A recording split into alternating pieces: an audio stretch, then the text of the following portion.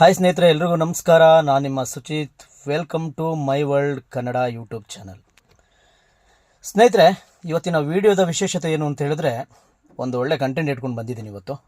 So ಅದು ಏನು ಅಂತ ತಿಳ್ಕೊಳೋದಕ್ಕಿಂತ ಮುಂಚೆ ಪ್ರತಿಯೊಬ್ಬರೂ ಯಾರ್ಯಾರು ನನ್ನ ಚಾನಲ್ನ ಸಬ್ಸ್ಕ್ರೈಬ್ ಆಗಿಲ್ಲ ಸಬ್ಸ್ಕ್ರೈಬ್ ಮಾಡ್ಕೊಳ್ಳಿ, ವಿಡಿಯೋಗೊಂದು ಲೈಕ್ ಮಾಡಿ, ವಿಡಿಯೋನ ಶೇರ್ ಮಾಡಿ. ತುಂಬ ಒಳ್ಳೆಯ ವಿಚಾರನ ನಾನು ಇವತ್ತು ಹಂಚ್ಕೊಬೇಕು ಅಂತ ಬಂದಿದ್ದೀನಿ. ಸ್ನೇಹಿತರೆ, ಪ್ರತಿಯೊಬ್ಬರಿಗೂ ಕೂಡ ಒಂದು ಮೊಬೈಲ್ ಕ್ರೇಜ್ ಇರುತ್ತೆ, ಒಂದು ಫೋನ್ ತೊಗೊಬೇಕು ಹಾಗೆ ಹೀಗೆ ಅಂತೇಳಿ. ಶ್ರೀಮಂತರು ಏನು ಮಾಡ್ತಾರೆ, ಕ್ಯಾಶ್ ಕೊಟ್ಬಿಟ್ಟು ಫೋನು ಅಥವಾ ಅವ್ರಿಗೇನೇನು ವಸ್ತುಗಳು ಬೇಕು ಅದನ್ನು ಕ್ಯಾಶಲ್ಲಿ ಪರ್ಚೇಸ್ ಮಾಡ್ತಾರೆ. ಸೊ ನಮ್ಮಂಥ ಮಿಡ್ಲ್ ಕ್ಲಾಸ್ ಫ್ಯಾಮಿಲಿಯವರು ನಾವು ಏನು ಮಾಡ್ತೀವಿ ಅಂತ ಹೇಳಿದ್ರೆ, ಈ ಲೋನ್ ಮುಖಾಂತರ ಪರ್ಚೇಸ್ ಮಾಡಬೇಕು ಅಂತ ಹೋಗ್ತೀವಿ. ಸೊ ನಾನು ಕೂಡ ವಿವೋ ಕಂಪನಿಯ Y200 ಅನ್ನೋ ಒಂದು ಫೋನನ್ನು ಪರ್ಚೇಸ್ ಮಾಡಿರ್ತೀನಿ, ಒಂದು ಬಿಫೋರ್ 5-6 ಮಂತ್ಸ್ ಬ್ಯಾಕು. ಅದನ್ನು ಯಾವುದರಲ್ಲಿ ಪರ್ಚೇಸ್ ಮಾಡಿರ್ತೀನಿ ಅಂದರೆ TVS ಕ್ರೆಡಿಟ್ ಫೈನಾನ್ಸ್ ಏನಿದೆ ಅದರಿಂದ ನಾನು ಪರ್ಚೇಸ್ ಮಾಡಿರ್ತೀನಿ. ಸ್ನೇಹಿತರೆ, ಪರ್ಚೇಸ್ ಮಾಡಿ ಒಂದು 4 ತಿಂಗಳು ಕರೆಕ್ಟಾಗಿ EMI ಹೋಗಿರುತ್ತೆ, ಯಾವುದೇ ರೀತಿಯಾದಂಥ ತೊಂದರೆ ಏನೂ ಆಗಿರೋದಿಲ್ಲ. ಸೊ 5ನೇ ತಿಂಗಳು ಅಂದರೆ ಲಾಸ್ಟ್ ಜೂನ್ ಏನಿದೆ, ಅವಾಗ 3ನೇ ತಾರೀಕು ಅಮೌಂಟ್ ಕಟ್ಟಾಗಿರಲ್ಲ ಸ್ನೇಹಿತರೆ, ಅಕೌಂಟಿಂದ ಕಟ್ಟಾಗಿರಲ್ಲ. ನಾನೇನು ಮಾಡ್ತೀನಿ, ನಾನೇ ಪೇಮೆಂಟ್ ಮಾಡಿರ್ತೀನಿ. ಆ ಪೇಮೆಂಟ್ ಏನು ಮಾಡ್ತೀನಿ, ನಾನು ಆನ್ಲೈನಿಂದ ನಾನು ಪೇಮೆಂಟ್ ಮಾಡಿರ್ತೀನಿ. ಆಯಿತು, ಪೇಮೆಂಟ್ ಎಲ್ಲ ಕ್ಲಿಯರ್ ಆಗುತ್ತೆ, ನನಗೆ ಏನು ಅಪ್ಡೇಟ್ ಏನೂ ಬರಲ್ಲ. ಸೊ ಈ ಮಂತು ಇನ್ನೇನು 3ನೇ ತಾರೀಕು ಬಂದೇ ಬಿಡ್ತು, ಇನ್ನೊಂದು EMI ಪೆಂಡಿಂಗ್ ಇದೆ. ಸೊ ನಾನು ಆ್ಯಪಲ್ಲಿ ಚೆಕ್ ಮಾಡ್ತೀನಿ, ನೋಡೋಣ, ಯಾಕಂದ್ರೆ ನನಗೆ ಫೋನ್ಪೇಲಿ ಯಾವಾಗ ಚೆಕ್ ಮಾಡುವಂಥ ಒಂದಿದೆ, ಲೋನ್ ಎಷ್ಟಿದೆ, ಸರಿ ಕಟ್ಟಬೇಕಲ್ವಾ ಹಾಗೆ ಅಂತೇಳಿ ನೋಡಬೇಕಾದ್ರೆ 4,408 ರೂಪಾಯಿ ಶೋ ಆಗುತ್ತೆ ಸ್ನೇಹಿತರೆ. 4,408. ನನಗೆ ಡೌಟ್ ಆಗುತ್ತೆ, ಏನಿದು 500 ರೂಪೀಸ್ ಎಕ್ಸ್ಟ್ರಾ ಬಂದಿದೆಯಲ್ಲ ಅಂತೇಳಿ. ನಾನೇನು ಮಾಡ್ತೀನಿ, ಕಸ್ಟಮರ್ ಕೇರಿಗೆ ಫೋನ್ ಮಾಡ್ತೀನಿ. ಫೋನ್ ಮಾಡಿ ಕಸ್ಟಮರ್ ಕೇರ್ ಹತ್ರ ಮಾತಾಡ್ತೀನಿ. ಸರ್ 3,908 ರೂಪಾಯಿ ಇದೆ EMI ಕಟ್ಟೋದಕ್ಕೆ, ಇದು 4,408 ತೋರಿಸ್ತಾ ಇದೆಯಲ್ಲ, ಏನು 500 ರೂಪಾಯಿ ಎಕ್ಸ್ಟ್ರಾ ಬೀಳ್ತಾ ಇದೆಯಲ್ಲ.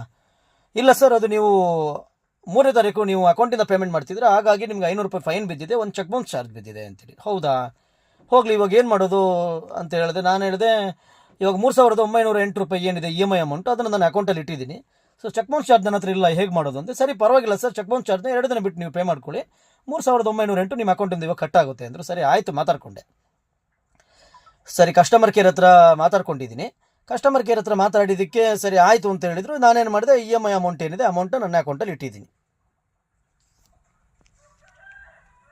ನೋಡಿ,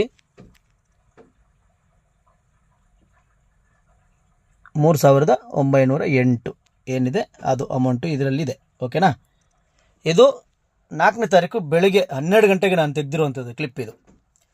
4ನೇ ತಾರೀಕು ಬೆಳಿಗ್ಗೆ 12 ಗಂಟೆಗೆ ತೆಗೆದಿರುವಂಥ ಕ್ಲಿಪ್ ಇದು. ಸೊ ಯಾಕೆ ಅಂತ ಹೇಳಿದ್ರೆ, ಅಕೌಂಟಿಂದ ಕಟ್ಟಾಗಿಲ್ಲ, ಇನ್ನೂ ಕಟ್ಟಾಗಿರಲ್ಲ. ಆಯಿತು, ಏನಾಯಿತು, ಒಂದಿನ ಲೇಟ್ ಆಗುತ್ತಲ್ಲ ಅಂತ ನಾನು ಮತ್ತೆ 4ನೇ ತಾರೀಕು ಮತ್ತೆ ಫೋನ್ ಮಾಡ್ತೀನಿ. ಯಾರಿಗೆ, ಇದೇ ಕಸ್ಟಮರ್ ಕೇರಿಗೆ ಮತ್ತೆ ಫೋನ್ ಮಾಡ್ತೀನಿ, ಅಕೌಂಟಿಂದ ಅಮೌಂಟ್ ಕಟ್ಟಾಗಿಲ್ಲ ಅಂತೇಳಿ. ಅವಾಗ ಅವ್ರೇನಂತಾರೆ, ಸರ್ ನೀವು EMI ಅಮೌಂಟ್ ಅಷ್ಟೇ ಇಟ್ಟಿದ್ದೀರಾ, ಸೊ 500 ರೂಪಾಯಿ ಚೆಕ್ ಬೌನ್ಸ್ ಚಾರ್ಜ್ ಇಟ್ಟಿರಲ್ಲ, ಅದಕ್ಕೆ ಮತ್ತಿನ್ನೊಂದು ಚೆಕ್ ಬೌನ್ಸ್ ಚಾರ್ಜ್ ಆಗಿದೆ ಸರ್, ಆ್ಯಡ್ ಆಗಿದೆ ಇವಾಗ ಅಂತಾರೆ. ಹೌದಾ ಸರ್, ಅದರಿಂದ ಏನು ಥರ ಪ್ರಾಬ್ಲಮ್ ಆಗುತ್ತೆ ಅಂದರೆ, ಸರ್ ನೀವು ಇವತ್ತು ನಾಳೆ ಒಳಗೆ ಕ್ಲಿಯರ್ ಮಾಡ್ಕೊಂಡಿಲ್ಲ ಅಂತ ಹೇಳಿದ್ರೆ, ಇವತ್ತು ನಾಳೆ ಒಳಗೆ ನೀವು ಕ್ಲಿಯರ್ ಮಾಡ್ಕೊಂಡಿಲ್ಲ ಅಂತ ಹೇಳಿದ್ರೆ ನಿಮಗೆ ಫೋನ್ ಬ್ಲಾಕ್ ಆಗುತ್ತೆ ಅಂತೇಳಿ, ಫೋನ್ ಬ್ಲಾಕ್ ಆಗುತ್ತೆ ಅಂತ ಹೇಳ್ತಾರೆ. ನಾನು ಅದಕ್ಕೆ ಹೇಳ್ತೀನಿ, ಬೇರೆ ಏನಾದರೂ ಆಪ್ಷನ್ ಇಲ್ವಾ, ನಾನು ಈಗ EMI ಕ್ಲಿಯರ್ ಮಾಡ್ಕೊತೀವಿ, ನಮಗೇನಾದರೂ ಆಪ್ಷನ್ ಇಲ್ವಾ ಅಂದರೆ, ಇಲ್ಲ, ಯಾವುದೋ ಆಪ್ಷನ್ ಇಲ್ಲ ಅಂತ. ನೋಡಿ ಇಲ್ಲಿ, ಇದು ಮೊಬೈಲ್ದು ಲಾಕ್ ಆಗುವಂಥ ಆಪ್ಷನ್ಗಳಿದೆಲ್ಲ ಸೆಟ್ಟಿಂಗ್ಸು. ಆಮೇಲೆ ನೋಡಿ, ಇಲ್ಲೊಂದು ಪೇಪರ್ ಇದೆ ನೋಡಿ, ಇಲ್ಲಿ ವಾರ್ನಿಂಗ್ ಮೆಸೇಜು, ಫೋನ್ ಬ್ಲಾಕ್ ಆಗುತ್ತೆ ಅಂತೇಳಿ. ಯಾಕಂದರೆ ಫೋನಲ್ಲಿ ನಮ್ಮದು ಸಾಕಷ್ಟು ಡೇಟಾಗಳಿರುತ್ತೆ. ಸೊ ನಾವೇನು ಮಾಡೋದಕ್ಕಾಗಲ್ಲ, ನಮ್ಮದು ಸಾಕಷ್ಟು ಡೇಟಾಗಳಿರೋದ್ರಿಂದ ನಾವು ಅದನ್ನು ಅಗ್ರಿ ಮಾಡಬೇಕಾಗುತ್ತೆ. ಸರಿ ಆಯಿತು, ನಾನು ಸುಮ್ಮನೆ ಆಗ್ತೀನಿ. ಮತ್ತೆ ನಾನು ನಿನ್ನೆ ಫೋನ್ಪೇಲಿ ಚೆಕ್ ಮಾಡ್ತೀನಿ, ಮತ್ತೆ 500 ರೂಪಾಯಿ ಆ್ಯಡ್ ಆಗಿದೆ, ಪ್ಲಸ್ ಒಂದು 7 ರೂಪಾಯಿ 8 ರೂಪಾಯಿ ಎಕ್ಸ್ಟ್ರಾ ಆ್ಯಡ್ ಆಗಿದೆ. ಟೋಟಲಾಗಿ ನನಗೆ 4,915 ರೂಪಾಯಿ ಶೋ ಆಗ್ತಾ ಇರುತ್ತೆ. ನೋಡಿ, ಇದು ನಾನು ಅಕೌಂಟಿಂದ ಪೇಮೆಂಟ್ ಮಾಡಿರುವಂಥ ಲಿಸ್ಟ್, ಇದೆಲ್ಲ ನಾನು ಇಲ್ಲಿಂದ ಅಕೌಂಟಿಂದ ಪೇಮೆಂಟ್ ಮಾಡಿರೋ ಲಿಸ್ಟ್ಗಳು. ಆಮೇಲೆ ನಿನ್ನೆ ನೈಟ್ ನಾನು ಕ್ಲಿಯರ್ ಮಾಡಿರ್ತೀನಿ ಸ್ನೇಹಿತರೆ. ನಿನ್ನೆ ನೈಟು ನಾನು ಇವಾಗ ಪೇಮೆಂಟ್ನ ಕ್ಲಿಯರ್ ಮಾಡಿದ್ದೀನಿ, ಅವ್ರು ಏನು ಹೇಳಿದ್ದಾರೆ ಅದನ್ನು ಕ್ಲಿಯರ್ ಮಾಡಿದ್ದೀನಿ. ನಾನು ನಿನ್ನೆ ಕಟ್ಟಿರುವಂಥ ಅಮೌಂಟ್ ನೋಡಿ, 4,915 ರೂಪಾಯಿ. ನೋಡಿ ಇಲ್ಲಿ 4,915 ರೂಪಾಯಿ ನಾನು ನಿನ್ನೆ ಪೇ ಮಾಡಿರ್ತೀನಿ ನೈಟು.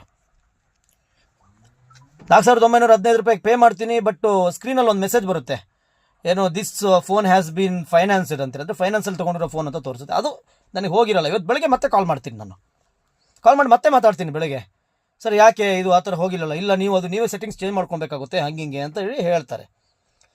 ಸ್ನೇಹಿತರೆ, ಇನ್ನೊಂದು ಹೇಳ್ತೀನಿ, ನಾನು ಸಾಕಷ್ಟು ಫೈನಾನ್ಸ್ಗಳಲ್ಲಿ ನಾನು ಕೂಡ ತಗೊಂಡಿದ್ದೀನಿ ಮುಂಚೆ, ಫೋನ್ಗಳು ಅಥವಾ TV ಅದು ಇದೆಲ್ಲ ಪರ್ಚೇಸ್ ಮಾಡಿದ್ದೀನಿ.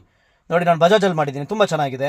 HDBಲಿ ಮಾಡಿದ್ದೀನಿ, HDFCಯಲ್ಲಿ ಮಾಡಿದ್ದೀನಿ, ಪ್ರತಿಯೊಂದರಲ್ಲೂ ಕೂಡ ಚೆನ್ನಾಗಿದೆ. ಬಟ್ TVS ಫೈನಾನ್ಸು ನನಗೆ ಒಂದು ವರ್ಸ್ಟ್ ಎಕ್ಸ್ಪೀರಿಯನ್ಸ್ ಕೊಟ್ಟಿದೆ ಸ್ನೇಹಿತರೆ.